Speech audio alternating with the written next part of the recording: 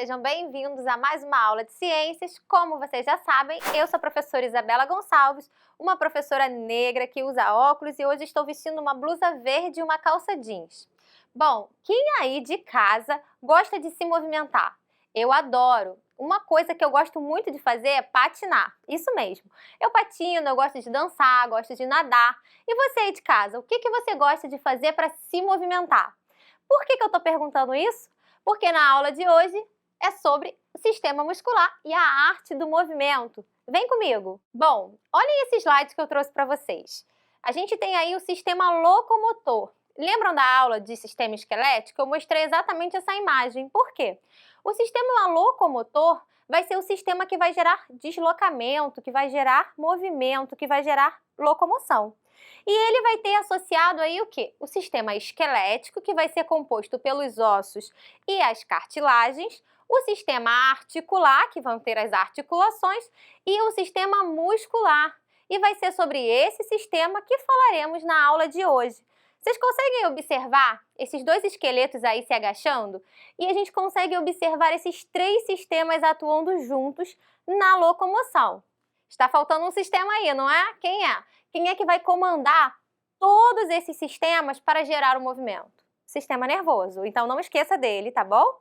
Vamos voltar para o slide. O sistema muscular, ele vai apresentar várias funções. Quais são as funções? A primeira coisa que a gente vai saber é que o sistema muscular vai compor os músculos do corpo, como nessa imagem que eu trouxe. A primeira função vai ser a produção de movimentos, sejam eles voluntários ou involuntários. Além disso, ele vai auxiliar no fluxo sanguíneo e no movimento de substâncias internas. Como assim, professora? Então, eu já falei que o sistema muscular vai produzir movimento, não é? Isso aí. Seja esse movimento externo, então esse músculo ele vai estar ligado aos ossos, né, e às articulações para gerar o movimento, externo, o fato de eu levantar o braço, enfim, de eu me movimentar, e os movimentos internos. Que movimentos internos? Pense no alimento. O alimento que você come até chegar ao seu intestino, você vai passando aí, ó, por várias etapas que vão gerar movimentos peristálticos. Esses movimentos são feitos pelos músculos. Outra, a bexiga urinária. Lembram da bexiga? Que você tem aqui, olha, uma bolsa que vai acumulando a urina para depois você liberar. Ela tem ali músculos envolvidos. Imagina, a toda hora que a bexiga tivesse um pouco de xixi e saísse. Não é por aí, não é? Vamos voltar então e continuar nas funções dos músculos. Além disso, ele tem a função de estabilização das posições corporais, como ficar em pé ou sentado, aquecimento do corpo para manutenção da temperatura corporal e controle do volume dos órgãos internos, como no exemplo que eu dei da bexiga. Então aí nós temos várias imagens. Vocês sabiam que até as expressões faciais do nosso rosto têm os músculos envolvidos? Isso mesmo. Então o sorrir, o mastigar, o falar, você tem vários músculos na face associados. Ou seja, é importante pra caramba.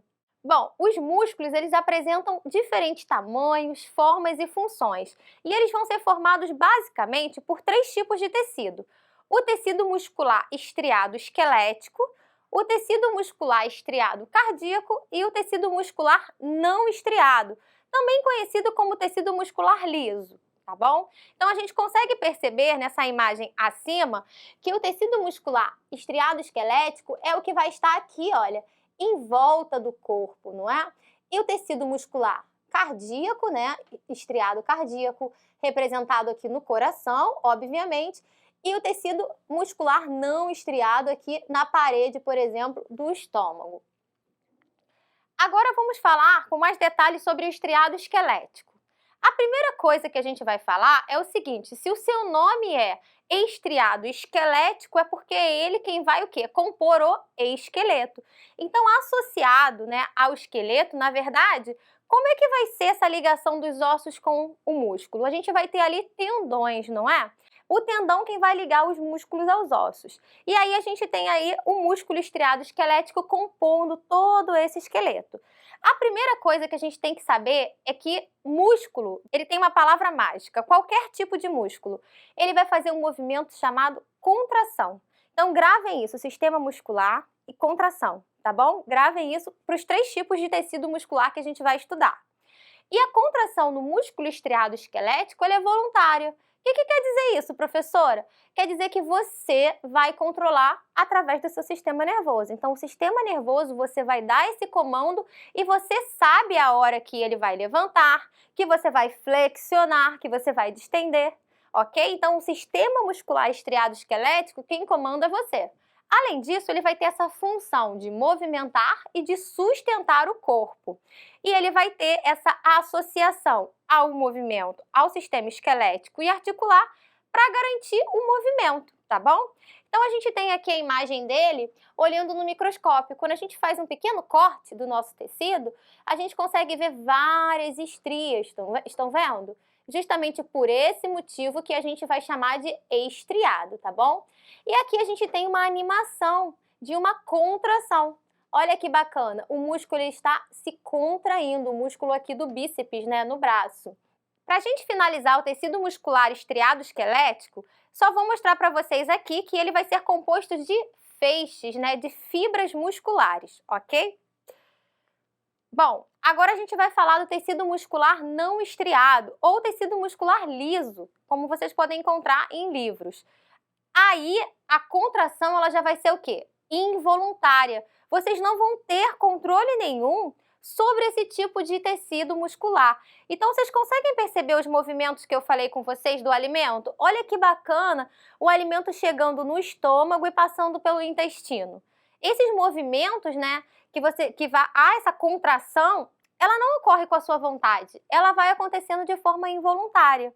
Então, você tem a função não só na questão do sistema digestório, mas aí a questão no útero, né? Você tem esses movimentos no útero, esses movimentos também na bexiga e também vai controlar o fluxo de sangue nas artérias. Então, é esse tipo de tecido muscular quem vai fazer esse sangue circular entre as artérias depois, claro, do coração bombear, né, esse sangue. A gente consegue observar a imagem também do corte. Olhando aqui uma imagem de microscópio, a gente pode falar um corte histológico. Vocês conseguem perceber aqui alguma estria? Não. Lembram da imagem anterior? Então, por isso que a gente chama de tecido muscular não estriado, ok? Bom, para a gente finalizar agora os 3 tipos de tecido musculares, vamos falar um pouquinho do, bem importante, músculo estriado cardíaco. Vamos lá. Bom, o tecido muscular estriado cardíaco, mais uma vez, ele vai ter a contração involuntária.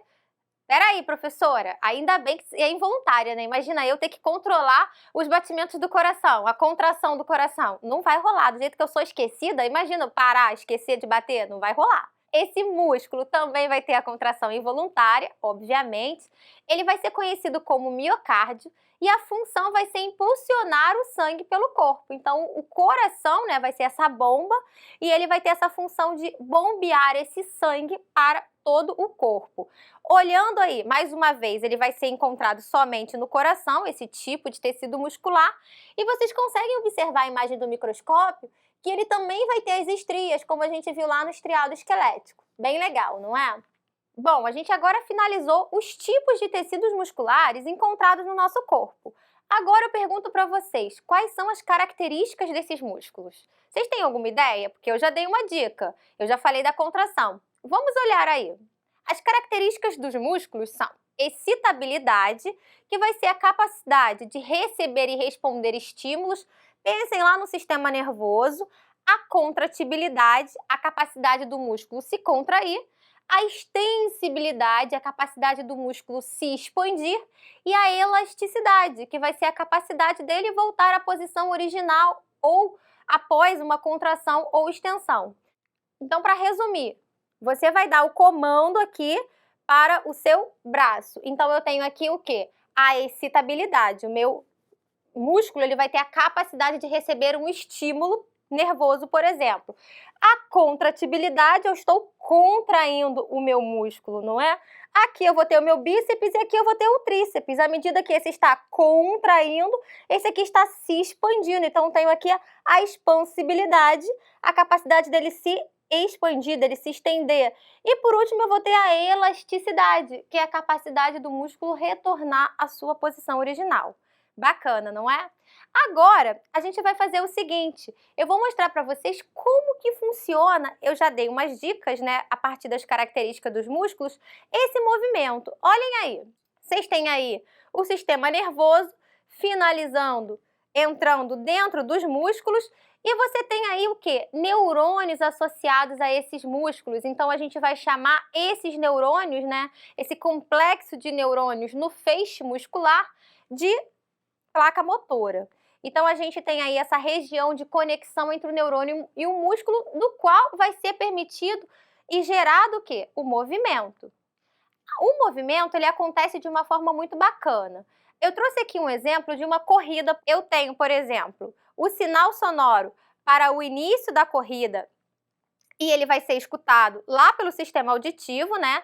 Então, esse sinal sonoro, esse estímulo sonoro externo, ele vai ser conduzido da orelha para o sistema nervoso e aí, lá na região do encéfalo, propriamente dito, o sistema nervoso central, e aí esse impulso nervoso, ele vai ser gerado e vai ser levado aonde? Da medula para os meus músculos e com isso, esse impulso nervoso ele gerado no encéfalo, ele vai ser enviado à medula espinal, que vai encaminhar para os nervos que se ligam na musculatura, através da placa motora, responsável pela execução do movimento.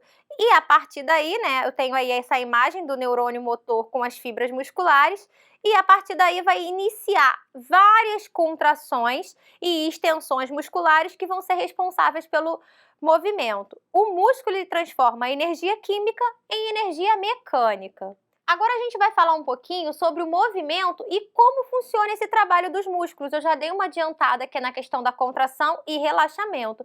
E como é que isso vai acontecer?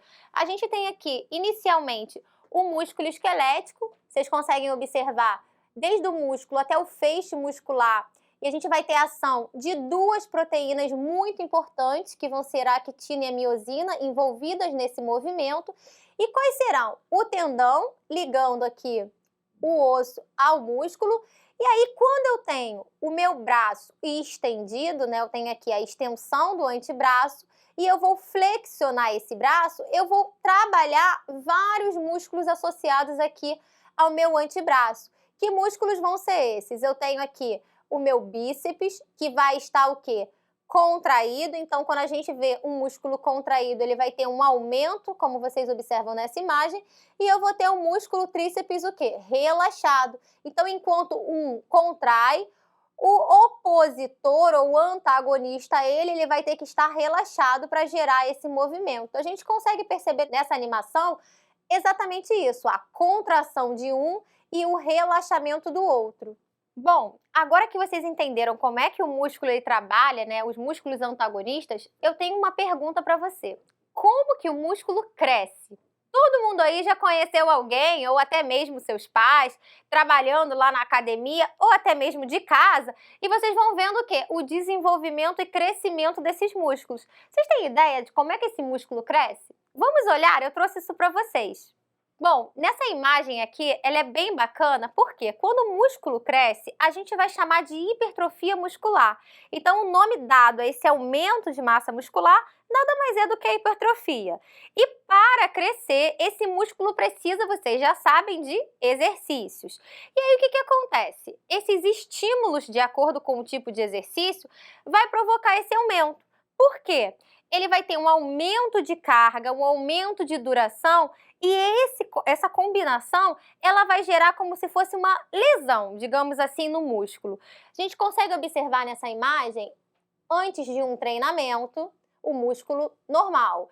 Depois do treinamento, eu tenho várias fibras musculares o quê? Rompidas. E aí eu vou precisar de vários componentes, incluindo o quê? Alimentação, repouso principalmente, porque depois de um descanso, depois de um repouso, esse músculo, quando ele vai se consertar, digamos assim, ele vai restaurar essas fibras musculares, elas vão o quê? Ficar maiores e, consequentemente, o seu músculo corrigido, consertado, entre aspas, ele vai estar maior, fazendo a sua massa muscular aumentar. Nessa imagem, a gente tem outra explicação, olha, as microlesões nas fibras, fazendo com que aconteça a hipertrofia. Mas não pensem que a hipertrofia ela se dá só com exercícios. Como eu mencionei para vocês, é uma junção de coisas. Que coisas são essas? Junção de fatores. Além da atividade intensa, né, e do exercício com cargas cada vez maior, você tem uma alimentação rica em proteína, lembram das proteínas que eu falei nos feixes? E o repouso. E aí, pessoal, gostaram da aula de hoje? Espero que sim, eu vou ficando por aqui e até a próxima aula. Tchau, tchau!